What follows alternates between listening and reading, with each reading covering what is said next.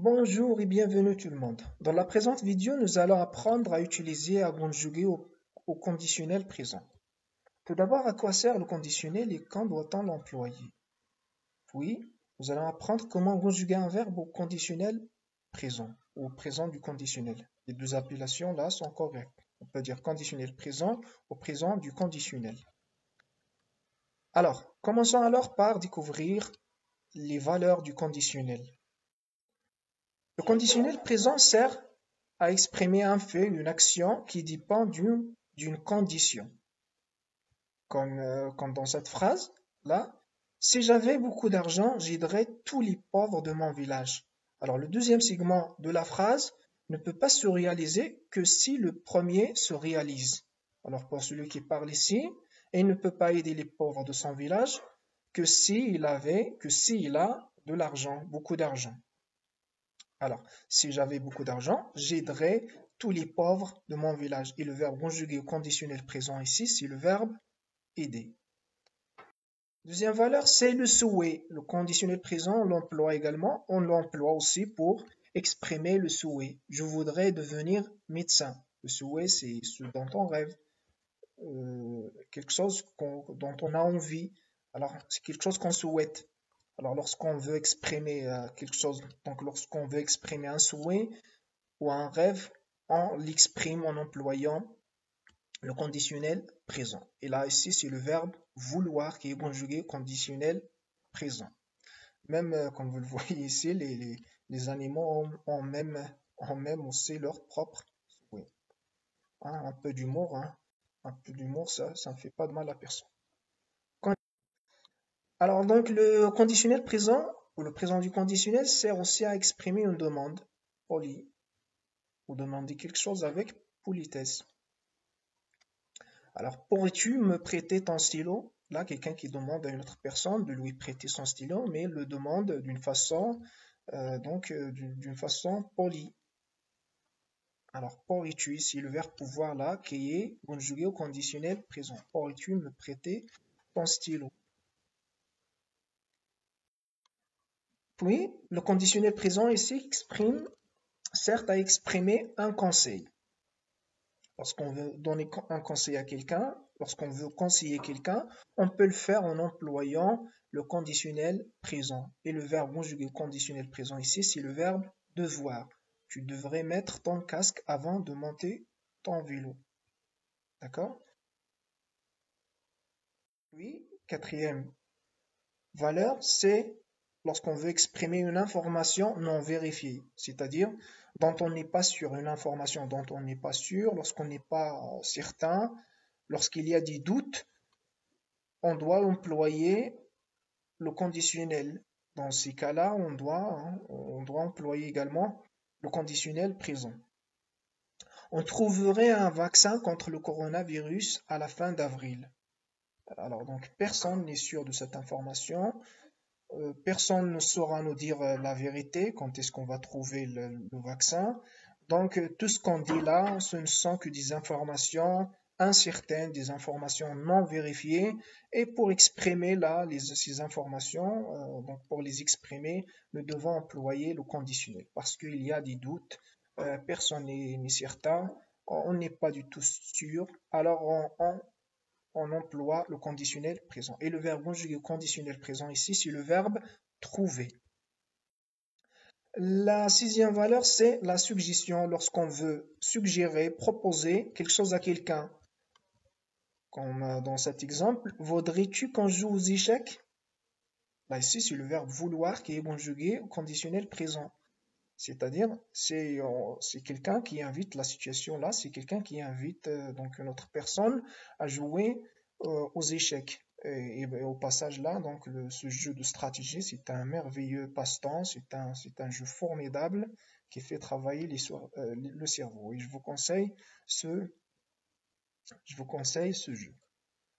Continue. Alors donc le résumé. Alors, les résumés là, donc le conditionnel. Quelles sont alors les valeurs du conditionnel? Quand est-ce qu'on utilise, on utilise le conditionnel comme mode ou le conditionnel présent comme temps pour, donc, quand est-ce qu'on doit l'utiliser? Quelles sont les valeurs qu'il exprime. D'accord, on va donc tout simplement répéter les valeurs qu'on a dit tout à l'heure. Les voici. Alors, les valeurs qu'il exprime, le conditionnel présent sert à exprimer les valeurs suivantes. La condition, d'accord, un fait, une action qui dépend d'une autre, d'accord, qui dépend de la condition, et elle commence toujours par si. Un souhait, lorsqu'on souhaite quelque chose, lorsqu'on rêve de quelque chose, d'accord, on peut employer le conditionnel présent. Lorsqu'on veut formuler une demande polie, lorsqu'on veut demander quelque chose avec politesse. Le conseil, lorsqu'on veut donner des conseils à quelqu'un, et comme nous l'avons déjà vu dans la première vidéo, on peut aussi employer des phrases à l'impératif ou des phrases impératives pour donner des conseils. Et pour l'incertitude, lorsqu'on a des doutes, lorsqu'on a des informations dont on n'est pas sûr, donc l'information n'est pas vérifiée, ou nous-mêmes, on n'est pas sûr de ce qu'on dit. Alors là, on emploie le conditionnel présent. Lorsqu'on veut proposer ou suggérer quelque chose à quelqu'un, on emploie le conditionnel présent. Alors voilà les 6 valeurs qui expriment le conditionnel présent. Voilà à quel moment, quand est-ce que nous devons employer le conditionnel présent. Maintenant, on passe on va apprendre. Donc par la suite, nous allons apprendre comment conjuguer un verbe conditionnel présent. La formation du conditionnel présent. Alors comment conjuguer un verbe au conditionnel présent? Alors nous avons 2 catégories de verbes. Alors les verbes dits réguliers, ce sont les verbes du premier et du deuxième groupe, et les verbes dits irréguliers, ce sont les verbes du troisième groupe. Pour les verbes du premier groupe et du deuxième groupe, c'est très facile de trouver le conditionnel présent. D'accord? Ce qu'on fait, on prend juste l'infinitif, on lui ajoute ces terminaisons-là que vous voyez, hein. J'espère bien que vous l'avez compris. Il s'agit bien des terminaisons. Alors ces terminaisons-là, vous vous rappelez de ces terminaisons, d'accord? Vous les reconnaissez, ce sont les terminaisons de l'imparfait. Alors, je prends pour donc chaque personne qui correspond, je prends la terminaison qui convient, je l'ajoute au verbe à l'infinitif et j'obtiens le verbe conjugué au conditionnel présent.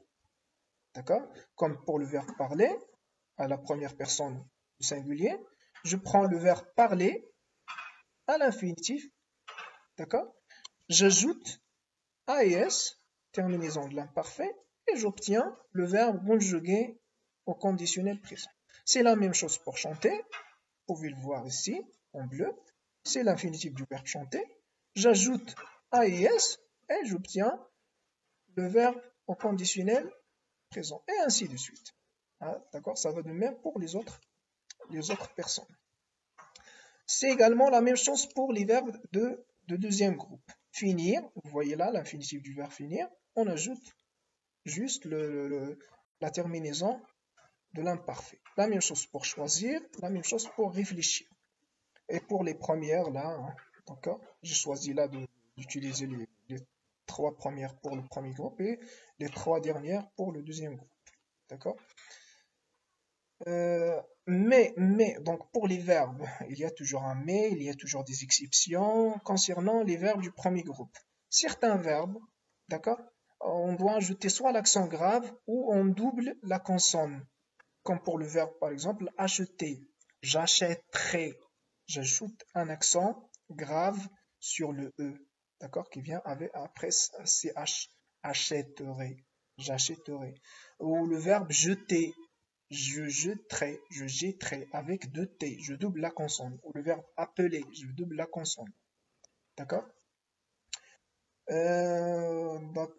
Alors, puis, pour les verbes du troisième groupe. Pour les verbes du troisième groupe, ce qu'on fait, on cherche le radical. On cherche le radical, et puis à ce radical, on ajoute toujours les terminaisons de l'imparfait. Je vous donne ici des exemples. Pour le verbe vouloir, le radical c'est voudre, V-O-U-D-R, D'accord? Pour le verbe faire, c'est FER. Pour le verbe pouvoir, c'est POU2R. Pour attendre, donc attendre, ADTENTR, etc. Hein, comme vous le voyez ici. C'est à ces radicaux-là que j'ajoute les terminaisons de l'imparfait pour obtenir le conditionnel présent, pour obtenir le verbe conjugué au conditionnel présent. Ce que vous allez faire pour les verbes de troisième groupe, parce qu'il y a certains verbes, donc il est difficile pour certains verbes de trouver le radical. Mais ne vous en faites pas, donc je vous donnerai une petite astuce, une petite méthode à faire pour pallier ou pour surmonter cette difficulté. Ce que vous allez faire, vous allez apprendre par cœur tous les radicaux, vous allez faire une liste des verbes du troisième groupe. Et donc dans cette liste, vous allez écrire les verbes du troisième groupe qui sont usuels. Les verbes usuels du troisième groupe, c'est-à-dire les verbes fréquents qu'on emploie tout le temps. Alors à ces verbes-là, vous devez connaître obligatoirement, vous devez connaître le radical. À chacun de ces verbes-là qu'on emploie fréquemment, je dois connaître le radical. Et à chaque fois, ce que je fais pour le conjugué au conditionnel présent, il suffit d'ajouter, comme je l'ai dit, comme je l'ai déjà dit, hein, il faut tout simplement ajouter les terminaisons de l'imparfait. Voilà, hein, c'est tout. Hein. Puis nous allons faire une petite activité un petit exercice d'application. Je vous demande à repérer tout d'abord les verbes qui sont conjugués au conditionnel présent dans ces phrases-là, et puis de nous dire ce qui exprime le conditionnel dans chacune de ces phrases, dans chaque phrase. Alors, tu aimerais être un aviateur. Tu aimerais être un aviateur. Aviateur, c'est un pilote d'un avion, surtout les avions de guerre, les avions de chasse. D'accord, comme les Mirage, les F-16 et tout ça, hein, ce sont des avions de guerre. Et donc ceux qui les conduisent, ceux qui les pilotent, on les appelle les aviateurs.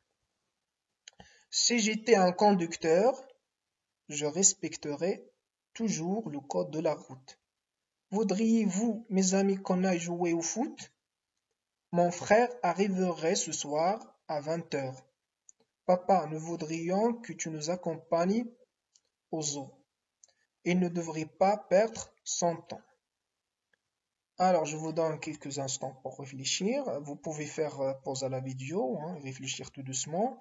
Après, donner vos réponses. Et vous pouvez écrire les réponses dans les commentaires sous la vidéo. Alors, je vous donnerai directement les réponses tout de suite. Alors, donc, le verbe ici, c'est le verbe aimerait. C'est un verbe du premier groupe, aimerait. D'accord? Là, ici, c'est un souhait. D'accord? Tu aimerais, hein, c'est un souhait ici. D'accord?